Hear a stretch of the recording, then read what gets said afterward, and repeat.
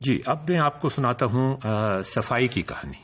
ہر class میں آپ کو بتایا ایک خیراتی اسکول تھا، وہاں پر جو سویپرز تھے صرف 2 سویپرز تھے، بہت ہیوج اسکول کے اندر۔ ہر کلاس چمک رہی ہوتی تھی، فرش چمک رہا ہوتا تھا۔ وہ کیسے چمک رہا ہوتا تھا؟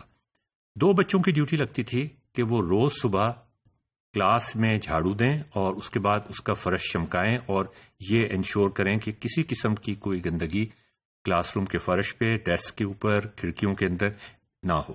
اور ایک کمیٹی ہوتی تھی جو یہ چیک کرتی تھی کہ کون سی کلاس کو ٹرافی ملنی چاہیے۔ یہ لاسٹ ویک جو گزرا ہے اس میں اس کلاس نے کلینلینس میں بہت کارنامہ انجام دیے۔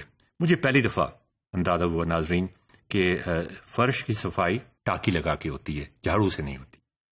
اچھا، اب مزے کی بات یہ ہوئی جو واقعہ میں آپ کو سنانا چاہتا ہوں، اور وہ جو اخلاقی تعلیم اور تربیت کا ہم ذکر کرتے ہیں، اور پھر ٹیکنالوجی بیچ میں آئے گی، وہ کیسے آتی ہے وہ میں آپ کو بتاؤں گا بعد میں، کہ ایک ایسے بچے کی باری آ گئی، خواجہ فیملی سے تھا۔ ملتان میں خواجہ فیملی بہت مشہور فیملی ہے، وہ چمڑے کا کاروبار کرتے ہیں۔ اس کے فادر ایک بہت بڑے ڈونر تھے اسکول کے۔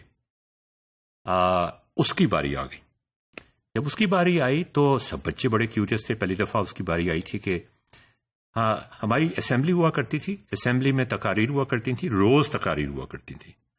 جب ہم بچے واپس آئے اسکول اسمبلی سے کلاس روم کے اندر، تو اس وقت یہ وہ دن تھا جب خواجہ نے صفائی کرنی تھی۔ مجھے یاد ہے، اچھی طرح یاد ہے کہ میں نے بھی غور سے دیکھا کہ بڑی ٹھیک ٹھاک صفائی ہوئی ہوئی ہے، اور ہمارے کلاس کے انچارج تھے، بہت اونچی پگڑی باندھتے تھے، سفید براق کپڑے ہوتے تھے، کلف لگے ہوئے، وہ بھی آئے۔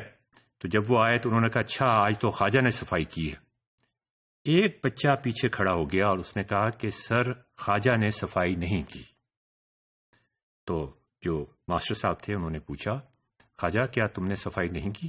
تو انہوں نے کہا کہ دیکھیں صفائی تو ہوئی ہوئی ہے۔ اس نے اس جواب کو ٹالنے کی کوشش کی اور کہا صفائی ہوئی ہوئی ہے۔ تو اس پہ اس بچے نے کہا لیکن خواجہ نے صفائی نہیں کی۔ اس پر ایک اور بچہ کھڑا ہو گیا کہ جی میں نے خواجہ سے یہ کہا تھا کہ میں صفائی تمہارے لیے کر دیتا ہوں، میں نے خود سے والنٹیئر کیا تھا، مجھ پہ کوئی پریشر نہیں تھا۔ اب ناظرین یہاں پہ دیکھیں کہ آج کل یہ وی آئی پیز کا جو زمانہ ہے، وی آئی پیز کے بچوں کے ساتھ کیا ٹریٹمنٹ کی جاتی ہے آج کل، تو خیر حساب کتاب یہ ہے کہ میں ابھی تھوڑی دیر بعد بتاؤں گا کہ ہمارے یہاں تو غریب بچے بھی تھے، امیر بچے بھی تھے، ان کا ایک عجیب امتزاج، حسین امتزاج تھا۔ آج کل جو بڑے اسکول ہیں ان میں غریب بچے تو خیر ہوتے ہی نہیں، لیکن اس زمانے میں ہوا کرتے تھے۔